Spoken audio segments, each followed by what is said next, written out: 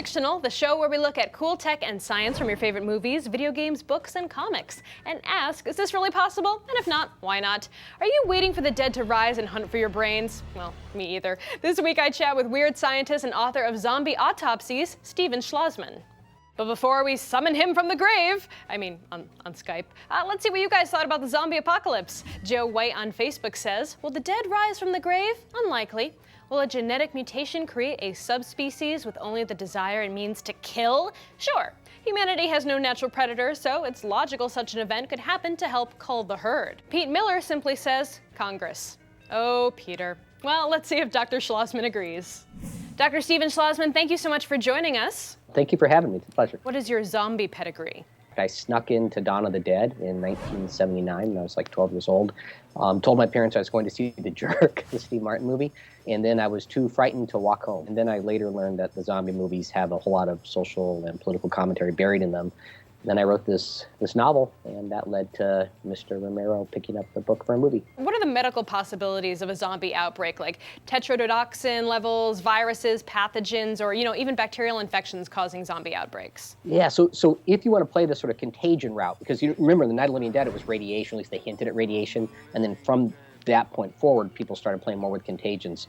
There are a bunch of bugs that sort of come to mind. It would be unlikely for any of these to ever create like a true zombie. In fact, it's fiction. That's why it's fiction.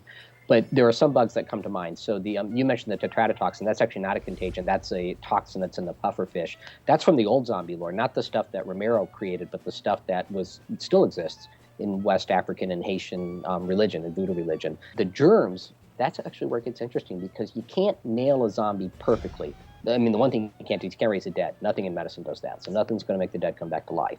But if you take that away, you can actually come up with a kind of cocktail of infections, which, again, would not exist in nature, could maybe be bioengineered in a science fiction novel, that would create that kind of stumbling, shambling, really full of rage, and always hungry creature that we see in these movies. Now, Robert Kirkman puts the survivors on The Walking Dead through some of the most horrific situations, pushing humanity to its limits. Do you think they behave pretty accurately given the situation that they're put in? What I find fascinating is the way certain people change as a function of this new reality that's in the movie. So would Shane have become the sort of dark soul that he became in The Walking Dead? Would he have gone that way?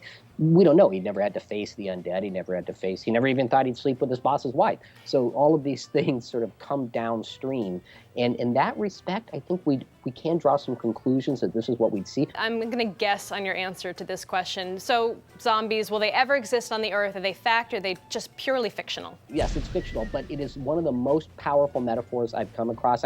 I love stories. I used to teach high school English. I write stories. I wrote about vampires before I wrote about zombies. I think zombies are a very potent metaphor for what we can become. So I think, as with a lot of fiction, they speak more truth than the truth does. I know that sounds like something you'd hear in Kung Fu, but to me that feels very real. That sort of walking, shambling around lack of animus is the way we increasingly appear to each other, which makes it that much easier for us to do damage to each other, and that's not good. Well, I know George Romero and Robert Kirkman will disagree, but Dr. Schlozman assures us that zombies won't ever walk the Earth. But just in case he's wrong, I wanted Laci Green's advice on how to deal with a zombie lover, and in fact, I even changed my shirt. It's green. Get it? No?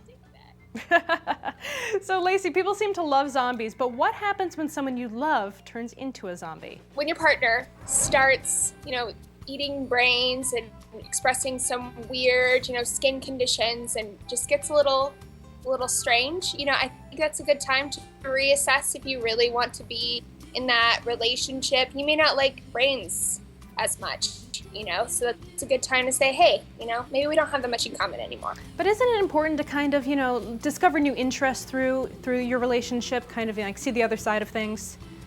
Yeah. That's a good point.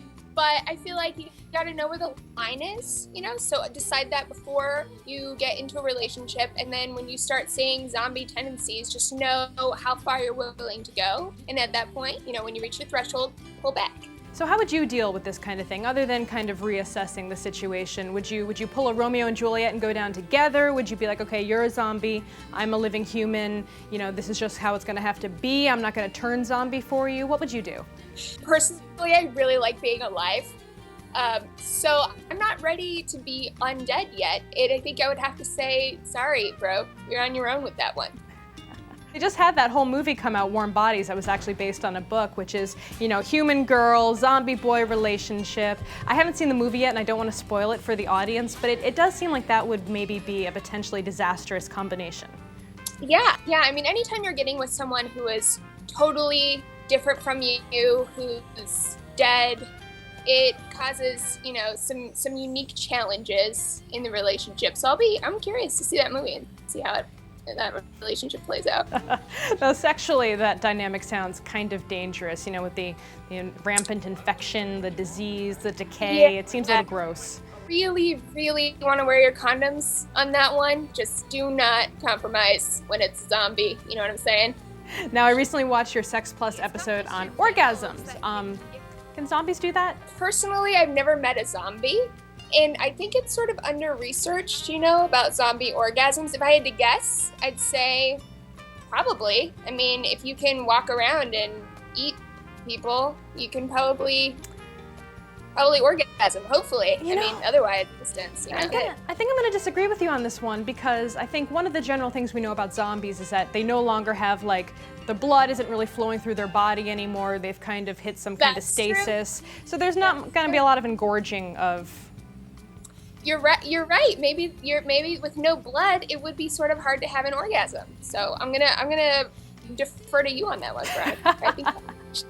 All right, thanks, Laci, for being on the show. Be safe out there. Come with me. What do you think of Steven's zombie predictions? Are you scared? Tell me how you've prepared for the zombie apocalypse. I have a whole 72-hour kit at home. It's pretty intense. Until next week, I'm Veronica Belmont, and this is Factor Fictional on TechFeed. Be sure to subscribe to see all of our brand new shows. And remember, new episodes every Friday. All I wanna do is zoom, zoom, zoom, zoom, baby, boom, boom. Just shake your